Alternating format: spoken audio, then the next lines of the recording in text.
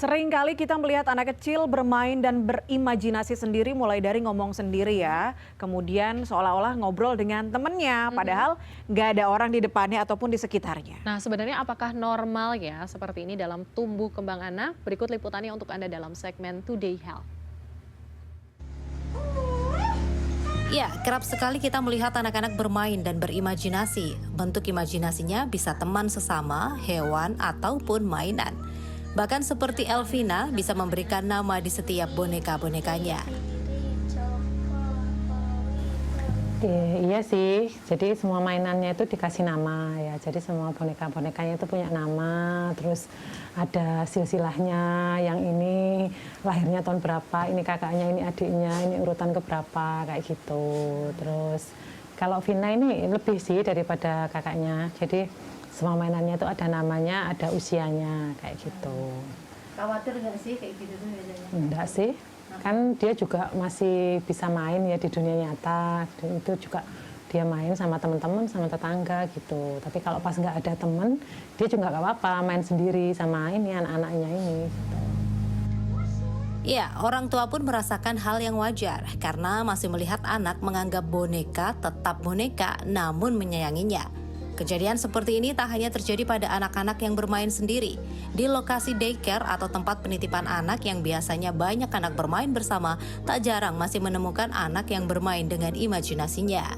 Kadang itu anak kan kalau kesini tuh bawa boneka, banyak yang bawa boneka, mainan. Nah itu tuh mereka anggapnya sebagai teman imajinernya. Kalau saya tanya itu biasanya kan cerita-cerita sama bonekanya, terus saya tanya itu siapa, ngomong sama siapa, terus dia nyebutin namanya kayak gitu.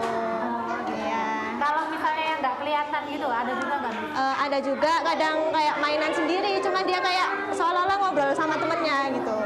Jadi gitu, terus saya tanya bermain sama siapa sih, kayak gitu. Terus dia cerita banyak gitu, main sama ini, namanya ini gitu. Padahal ada apa di situ? Nggak ada apa-apa. Kenapa? Padahal nggak ada apa-apa di situ. Gak ada apa-apa, cuma dia kayak seolah-olah bermain sama temennya aja, kayak teman sebayanya aja gitu. Dari ilmu psikologi, memiliki teman imajiner atau khayalan itu adalah hal yang wajar di masa kecilnya. Ini merupakan bagian alami dari masa anak-anak sebagai bagian dari perkembangan sosial anak. Prosesnya biasanya dimulai sejak usia 3 tahun. Dampak positif jelas ada.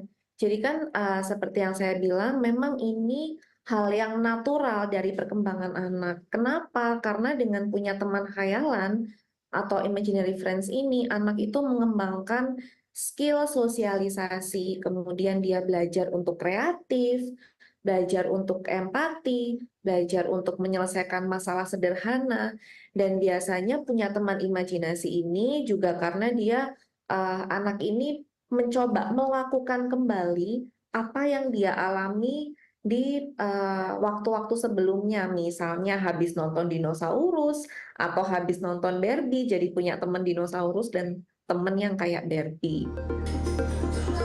Memiliki teman khayalan bukan berarti anak merasa kesepian atau tidak memiliki teman. Beberapa dampak positif yang bisa didapatkan diantaranya meningkatkan kreativitas anak, membantu anak melihat dunia sekitarnya dari sudut pandang berbeda, meningkatkan rasa empati anak, memahami kondisi orang lain dari sisi berbeda, melatih anak terbiasa berkomunikasi dengan orang lain, membuat anak merasa selalu ditemani, meningkatkan semangat, memberikan anak kesempatan untuk berkuasa dan bertanggung jawab, serta membantu anak ketika melalui masa sulitnya.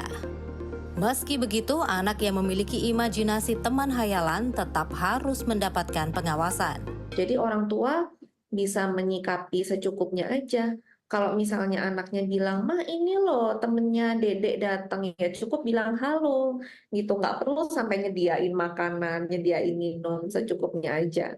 Dan yang jadi concern buat orang tua adalah ketika teman khayalannya ini mulai nggak bisa dikontrol, disuruh pergi nggak mau, atau anaknya jadi takut sama teman khayalannya ini, atau temannya ini menyuruh melakukan hal-hal yang buruk, menyuruh melakukan apa ya, supaya anak ini menyakiti orang lain atau dirinya sendiri. Dan ketika anak punya teman khayalan, orang tua juga perlu melihat di hal-hal yang lain, anak ini apakah dia tuh tiba-tiba ada sikap yang berubah, mungkin habis punya masalah di sekolah, atau dia apakah habis dapat ini ya mengalami pertengkaran, ataukah ada gangguan yang lain, misalnya keterlambatan bicara. Nah, meskipun ini hal yang natural ya dari perkembangan anak, orang tua juga perlu aware untuk lihat aspek-aspek yang lain. Ya, anak dengan teman imajiner perlu mendapatkan perhatian lebih bila interaksi anak dan teman imajiner sudah menunjukkan ke hal negatif.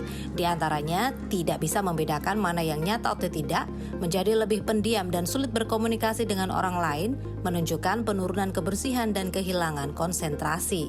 Ya, teman imajinasi dinyatakan sebagai proses yang wajar dalam tumbuh kembang anak, namun perlu terus mendapatkan pengawasan dan pendampingan agar proses imajinasi yang dilakukan mendapatkan nilai positif seperti berkembang proses kreatifnya dan terampil dalam menyelesaikan masalah sehari-hari. Wida Subianto, Herudwi Sudarmanto, Sidoarjo, Jawa Timur.